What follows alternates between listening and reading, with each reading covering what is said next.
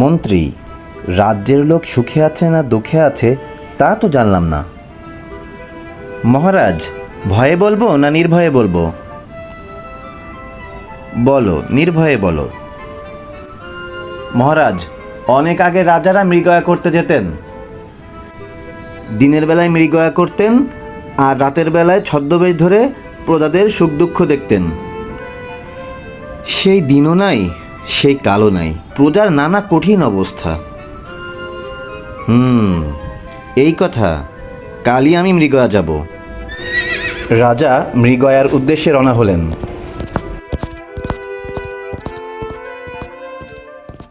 সারাদিন মৃগয়া শেষ করে অর্থাৎ পশু শিকার করে তারপরে আবার সন্ধ্যায় ফিরে এলেন।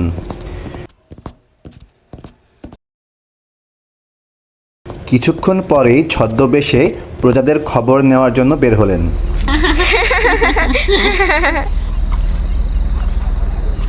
দেখে রে, আমার যদি রাজবাড়ির ঘ্যাসেরার সাথে বিয়ে হয়, আমি তো মনের সুখে কলাই ভাজা খাবো। আমার যদি রাজবাড়ির রাঁধুনির সাথে বিয়ে হয়, আমি সকলের আগে রাজভোগ খাবো। কিরে ছোটু, তুই যে কিছু বলছিস না? না না, এ কথা বললে তো হবে না, আজকে তোকে বলতেই হবে। আমার যদি রাজার সঙ্গে বিয়ে হতো তাহলে আমি রানী হতাম। ও মা, কুটির যে স্বাদ! এ কথা শুনে রাজা চলে গেলেন। রাজা পরদিন পাইক পাঠিয়ে দিলেন।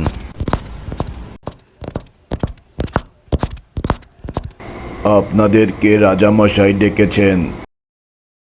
পাইক গিয়ে গৃহস্থের 3 মেয়েকে নিয়ে এলো। 3 বোন তো কেঁপে কেঁপে অস্থির। তোমরা ভয় পেও না, কাল রাতে তোমরা কে কি বলেছিলা বলো তো? যদি সত্যি কথা না বলো তাহলে কঠিন সাজা পেতে হবে। আমি বলেছিলাম, আমার যদি রাজবাড়ির ঘ্যাসেরার সাথে বিয়ে হয় তাহলে আমি কলাই ভাজা খাইতে পারবো, আর আমার যদি রাজবাড়ির রাঁধুনির সাথে বিয়ে হয় তাহলে আমি সবার আগে রাজভোগ খেতে পারবো। দেখো, আমি সব শুনেছি। আচ্ছা, তোমরা যে যা চেয়েছো তাই করব। 3 বোনের বড় বোন ঘ্যাসেরার বাড়ি গিয়ে মনের সুখে কলাই ভাজা খায়। মেজ বোন রাজার পাকশালে সবার আগে আগে রাজভোগ খায়, আর ছোট বোন সুখে রাজ সংসার করেন। কয়েক বছর যায়, রানীর সন্তান হবে। রাজা রানীর জন্য হীরার ঝালর, সোনার পাত, শ্বেত পাথরের নিগম দিয়ে আঁতুড়ঘর বানিয়ে দিলেন। কতদিন আমার বোনদের দেখি না, মায়ের পেটের রক্তের বোন। আপন বলতে আমার এই 3 বোনই। আমার বোনদেরকে এনে দিলে যে তারাই আমার আতুর ঘরে যেত। আচ্ছা। ওমা, দুজনে এসে দেখে রানী বোনের যে ঐশ্বর্য! রানী বোনের সুখ শান্তি দেখে 2 বোন তো হিংসায় জ্বলে গেল। তারা পুরো রাজপ্রাসাদ ঘুরে বেড়ালো।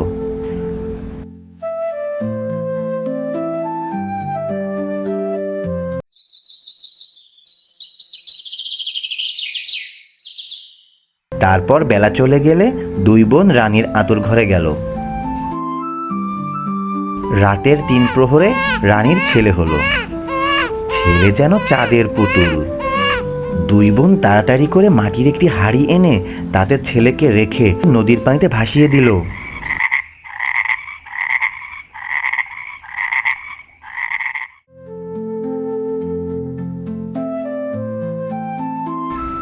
কি হয়েছে? দূর ছাই, ছেলে না ছাই হয়েছে, একটা কুকুরের বাচ্চা হয়েছে। 2 বোন একটি কুকুরের বাচ্চা এনে দেখালো। রাজা চুপ করে থাকলেন। তার পরের বছর রানীর আবার বাচ্চা হবে। আবার 2 বোন আঁতুড় ঘরে গেল। রানীর আবারও একটি ছেলে হলো। হিংসুক 2 বোন আবারও একইভাবে ছেলেটিকে ভাসিয়ে দিল।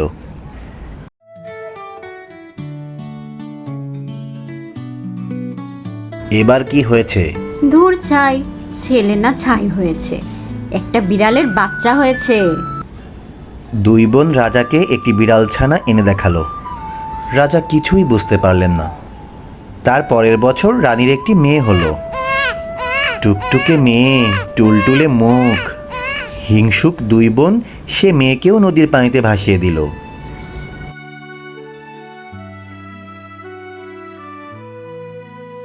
এবার কি?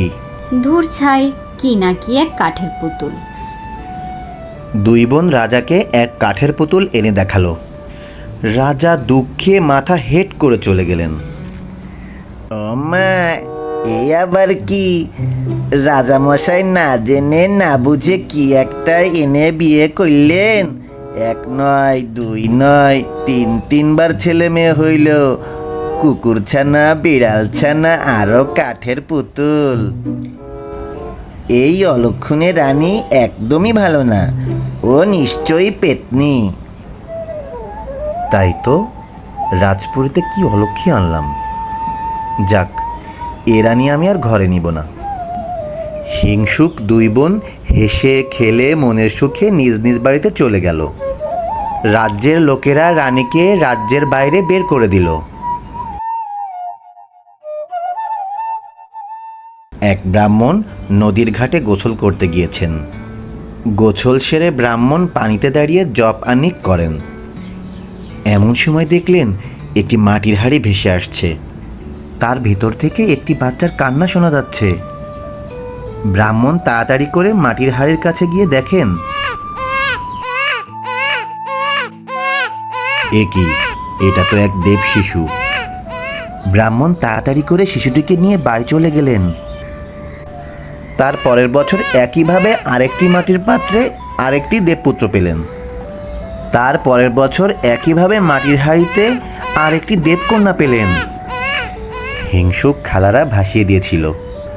আর এই শিশুগুলা রাজপরিবার দিয়ে ব্রাহ্মণের বাড়িতে বাতি জ্বালালো। এই শিশুগুলি ব্রাহ্মণের বাড়িতে আসার পর থেকে ব্রাহ্মণের আয় উন্নতির অনেক বরকত হলো। ব্রাহ্মণ এখন পরম সুখে আছেন।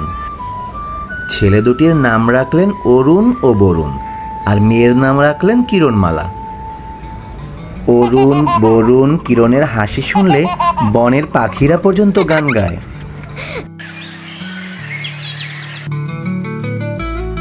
দেখতে দেখতে তিন ভাই বোন বড় হলো।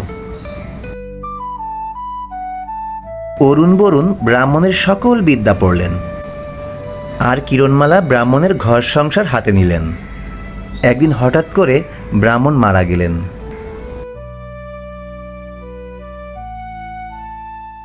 এদিকে রাজার মনের দুঃখে দিন যায়। কখনো রাজার মন ভালো থাকে না। যাও আমার চোখের সামনে থেকে। না, আমার রাজ্য পাপে ঘিরেছে। চল তোমরা সবাই, আমরা আবার হরিণ শিকার করতে যাব। রাজা যথারীতি হরিণ শিকার করতে গেলেন।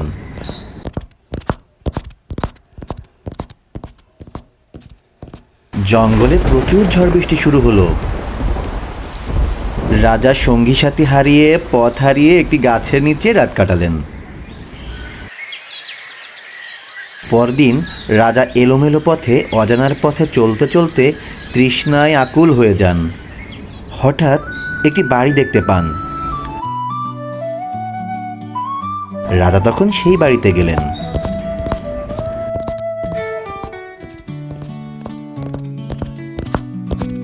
কে আছো? আমাকে একটু পানি দিয়ে বাঁচাও। ছুটে গিয়ে ভাই বোন পানি আনলো। তোমরা এই জঙ্গলে কারা? আমরা ব্রাহ্মণের ছেলে মেয়ে। ব্রাহ্মণের ঘরে এমন ছেলে মেয়ে হয়?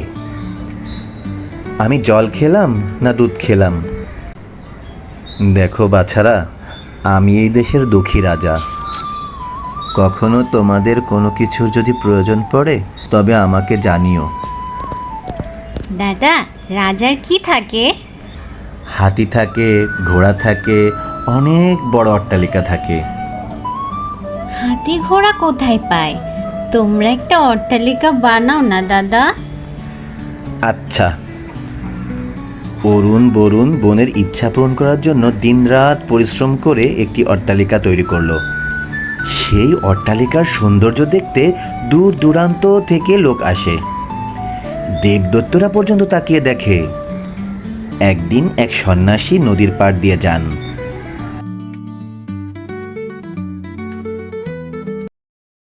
বিজন দেশের বিজন বনে কে গো বন ভাই, কে গড়েছে এমন পুরী, তুলনা তাহার নাই। নিত্য নতুন চাঁদের আলো আপনি আসিয়া পড়ে, অরুণ বরুণ কিরণমালা ভাই বোনটির ঘরে। অরুণ বরুণ কিরণমালার রাঙা রাজপুরী, দেখিতে সুখ শুনিতে সুখ ফুটতে আরো শ্রী। এমন পুরী আরো কত হতো মনোলাভা, কি যেন চাই কি যেন নাই তাই তো না হয় শোভা। এমন পুরী রূপার গাছে ফললে সোনার ফল, ঝরঝরিয়ে পড়বে ঝরে মুক্তা ঝরার জল। হীরার গাছে সোনার পাখির শুনব মধুস্বর, মানিকদানা ছড়িয়ে রবে পথের কাকড়। তবে এমন পুরী হইবে তিন ভুবনের সার, সোনার পাখির এক এক ডাকে সুখের পাথার। শুনে অরুণ বরুণ কিরণ ডেকে বললেন, কোথায় এমন রূপার গাছ, কোথায় এমন পাখি, কোথায় সেই মুক্ত ঝরা, বললে এনে রাখি। উত্তর পূর্ব পূর্বের উত্তর মায়া পাহাড় আছে, নিত্য ফলে সোনার ফল সত্যি হীরার গাছে। ঝরঝরিয়ে মুক্তা ঝরে শীতল বয়ে যায়, সোনার পাখি বসিয়া আছে বৃক্ষের শাখায়। মায়ার পাহাড় মায়ার ঢাকা, মায়ায় মারে তীর, এসব যে আনিতে পারে সে বড় বীর। বোন, আমরাও এসব আনব। অরুণ এবং বরুণ সন্ন্যাসীর কথা মতো দূর দূরান্তে ছুটে গিয়ে এমন সব কিছু নিয়ে ফিরে এসেছে। সাথে একটি পাখিও নিয়ে এসেছে। অরুণ বরুণ কিরণমালা, রাজাকে নিমন্ত্রণ করো। কিন্তু রাজাকে নিমন্ত্রণ করে কি খাওয়াবো? সে আমি বলবো। অরুণ বরুণ ভোরে গিয়ে রাজাকে নিমন্ত্রণ করে আসলো। কিরণ, রাজামশাই যেখানে খেতে বসবেন সেই ঘরে আমাকে টাঙিয়ে দিও। আচ্ছা। রাজা এসে প্রাসাদের সৌন্দর্য দেখে আনন্দে হাসেন, আবার দুঃখে ভাসেন। আহ, এরা যদি আমার ছেলে মেয়ে হতো। খাবার খেতে বসে রাজা প্লেটে মোহর আর মণিমুক্তার খাবার দেখে বললেন, এইসব খাবার কি খাওয়া যায়? তোমরা কি আমার সাথে তামাশা করছো? এগুলো আমি কিভাবে খাবো? মানুষের কি কুকুর ছানা হয়? হ্যাঁ?